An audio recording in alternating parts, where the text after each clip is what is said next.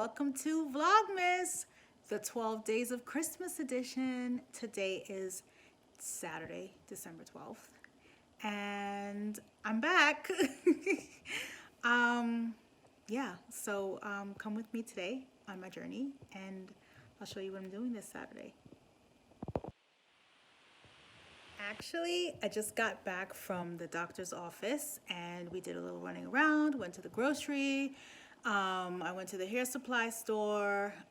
No, I didn't buy hair, just beauty products. And we also went to Telco, which is like a little discount store. And I thought I was gonna find some rose gold ornaments for my tree, but they had nothing. I was like, what is this? Ew. But I did manage to find some decorative items for my wall, so that wasn't a lost cause. And we got a tablecloth for the dining room table, so hopefully we will be revamping the dining room table today. So I'm happy for that. And it was like $15, which is pretty awesome. And so we are starving, and my mom decided that she's gonna make fish broth, or as we say in Trinidad, fish broth. It's spelled B-R-O-T-H, but we pronounce it B-R-O-F-F. I have no idea why. But it is basically a fish soup with a lot of ground provisions, or I guess root vegetables, as you would say. It's delicious. It has a little bit of pepper in it, a little bit of lime, and a lot of spice, and it is good, and it is warm to the soul. And I cannot wait to show you how to make this soup. It is really foggy outside, and this is the perfect weather for it. So I cannot wait. And once she brings all the stuff from in the car, all the grocery bags, you know, I should go help her. I will go help her. But once we get everything upstairs and we get everything cut up and ready to go, I will show you how we make our soup. And I am starving, so I cannot wait to eat it. Okay, so the first step in making fish broth is to season up the fish. So we have this packet of Maggi Season Up. Fish seasoning. Fish seasoning. And we also have some green seasoning that we make ourselves. Every Trinidadian family has their own recipe for whatever they put in their green seasoning. It goes in every meal we make, believe you me. We have washed the fish in lemon, so it wouldn't be so fishy. Now she's putting Lori's seasoned salt in there. And what else? This is what gives it really good flavor. We've got lemon and pepper seasoning going in. And garlic salt from Lori's as well. So all of this, what else we have? Sazon Tropical. Sazon something. Sazon don't want to open. Sazon don't want to open. Okay, let me stop for just for a minute. Let's see what it is. Sazon everything mix. Okay, so there we go.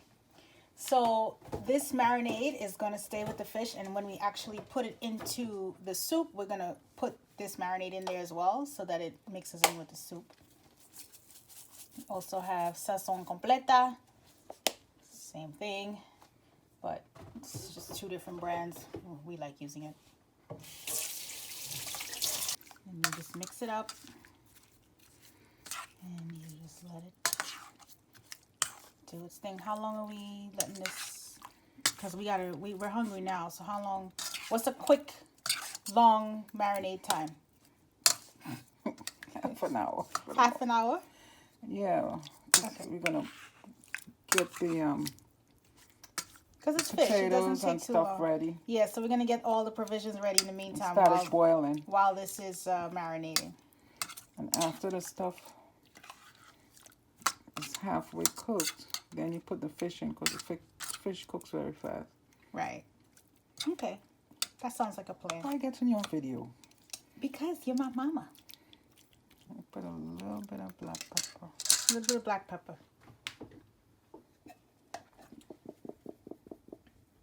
There you go. I don't want to do that. I want it hot, but she doesn't want it hot, so she didn't buy the hot pepper. It's okay. I can put a little bit of I don't know if I have any hot shadow bene, sauce. but it have shadow bene seasoning in the mixed green seasoning. Oh, okay. All right. Right now, she is preparing the green banana or green fig. It's a starchy banana. I don't know how else to explain it. And this is how we cut it up. This is what it looks like.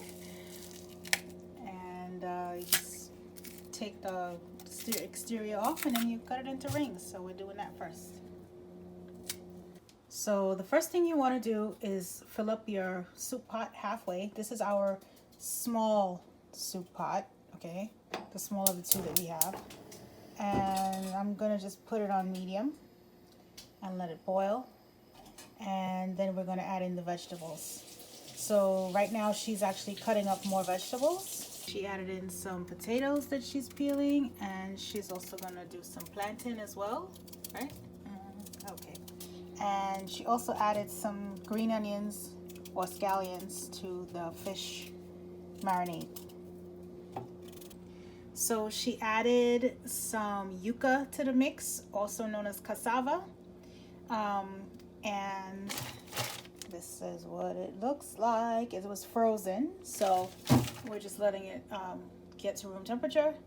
And we have 1 carrot that I am going to scrape and cut into pieces right now to add to the mix. And then we should be good to go. We were also going to add pumpkin, but the pumpkin is not good. It started to get, gross, so we threw it out. So you can add pumpkin if you want as well. So I just finished cutting up the carrots into some roughly big chunks. If you look, it's about like 1 circle, and then I just cut them up into like 6 pieces for the big circles and the little ones 4. So yeah, 1 quick easy chop for all the carrots.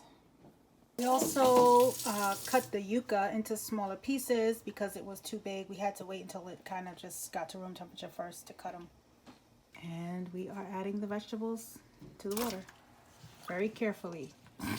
Yeah.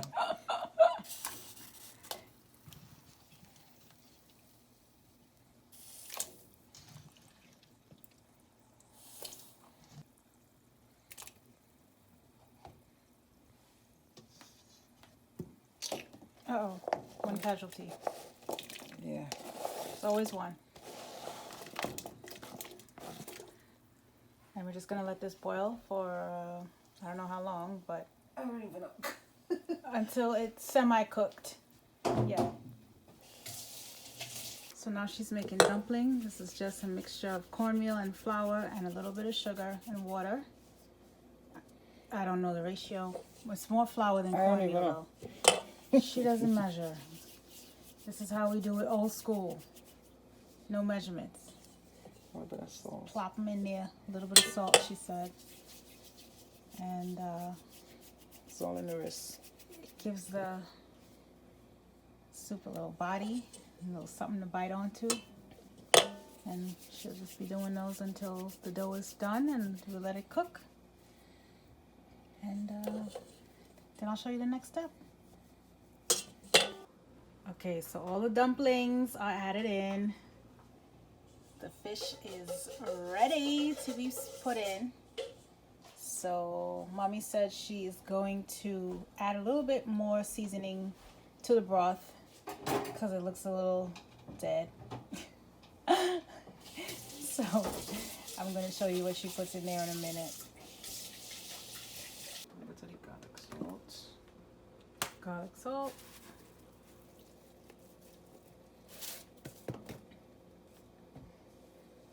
Already seasoned salt.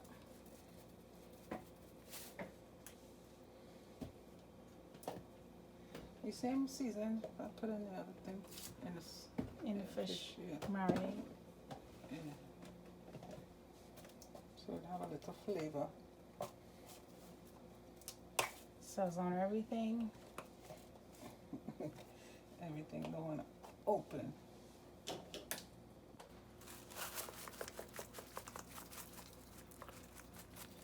Okay. That's it. It should give it a little flavor. Okay. Then we make sure. Okay. So she decided she wanted to add some barilla elbows to the mix. It Not a is lot. not necessarily traditionally what we put in fish broth, but hey, it adds a little bit more heartiness to the soup, so why not? So this is a box that we've opened already. We used about half of it when we made mac and cheese or macaroni pie, as us Trinis would say, for Thanksgiving. So we have some leftovers. So there we go. Yeah.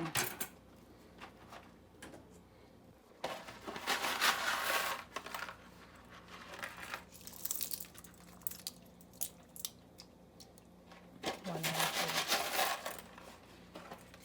That should be enough. We don't want it too thick. 2 handfuls. Just want a little bit. 2 and a little bit. Trini measurements. That's probably about half a cup, I'm guessing. Wow. Yeah, baby. And now it's time to add the fish. Very carefully, because you don't want it to fall apart. You just want to lay it on top of the veggies. And let it cook.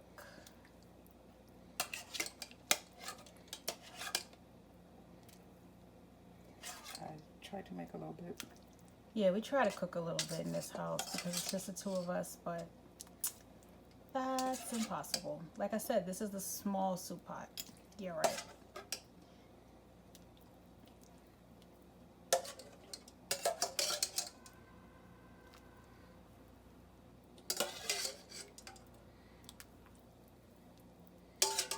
It's almost to the top. And we got all that marinade going in there. Yum, yum, yum. And we're just gonna let this cook. And when it starts bubbling, I'll let you know. I'm not putting no hot pepper in it. She doesn't want to put any hot peppers, guys. Come on. Sorry. She's knocking my camera because I want hot pepper. I guess I could add a spoon of pepper sauce to my bowl, but you know, usually at this point, you would add a quarter of a Scotch bonnet pepper, or you would put a Scotch bonnet pepper in and take it out before it pops open, so the seeds don't like go all over the place and make it super duper hot. So, but she didn't add any at all. Ooh, look at that.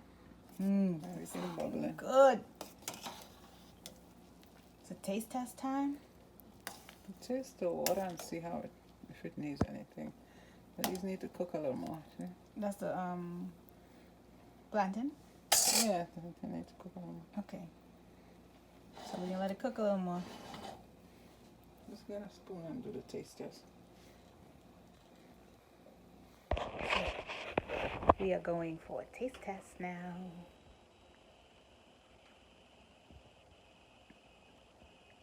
This is the broth.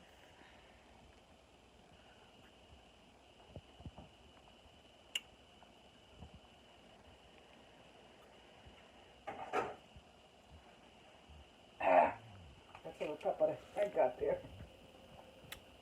It needs more pepper. That's enough pepper. It needs more pepper.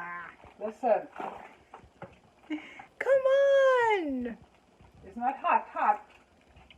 Fish broth's supposed to be hot. It's not hot, miss. Hot like fire in your tail. Yeah, you see? Fire. A little more spice to wake it up. But I don't see a pepper anywhere. I guess I'll just have to deal with it.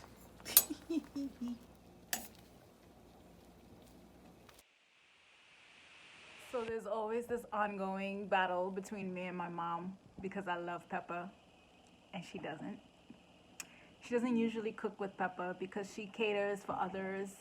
We will, make it spicy but not add too much pepper. And then we'll have pepper sauce on the side. But we don't have any more pepper sauce because it got all used up at one of our last events before quarantine and we just forgot to buy some.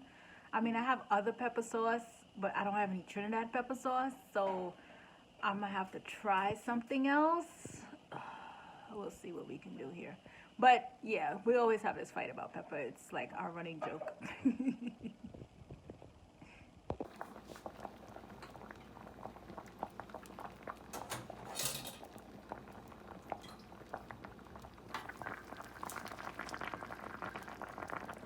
I'm scared to stir it because it's gonna break up the fish.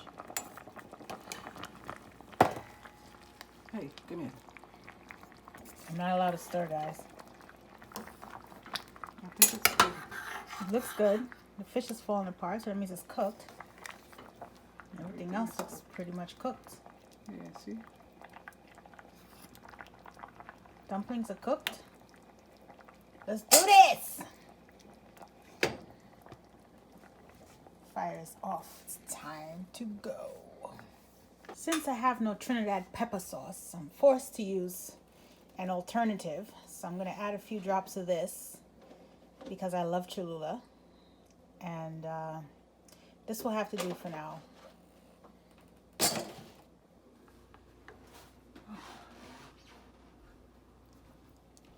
Nice piece of fish to start it off. Lantern. Some dumplings in there.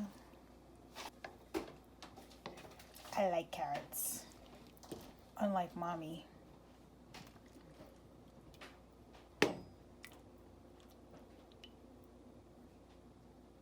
Okay, this is good enough for me right now.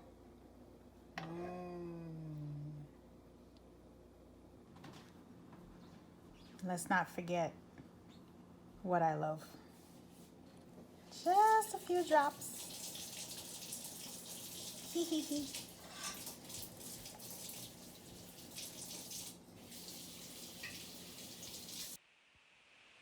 Time to begin. Broth first. Very good, complex flavors. Sorry, I'm slurping, guys. This is really good. And a nice chunk of fish.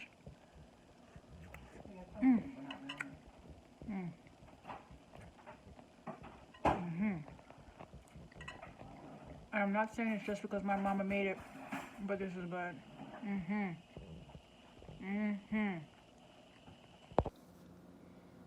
So here is my progress on the sweater, Aquamiri by Sylvia Watts Cherry, and it is in Len issue number 10 that just got released yesterday.